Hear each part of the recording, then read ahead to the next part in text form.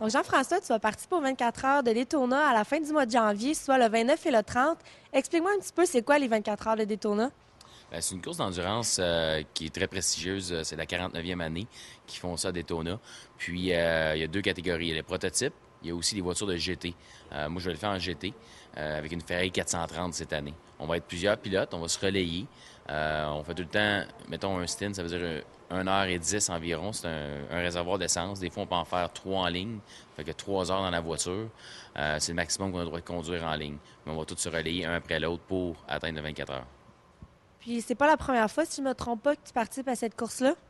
Non, je l'ai fait environ, je pense, à ma septième fois.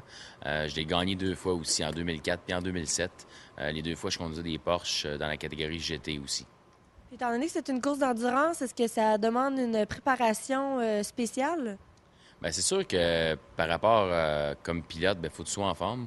Puis aussi, c'est la concentration qui est bien importante. Fait que l'expérience que j'ai déjà compte pour beaucoup. Parce que je suis habitué de courir dans cette catégorie-là avec différentes voitures, deux vitesses différentes, les prototypes et les GT.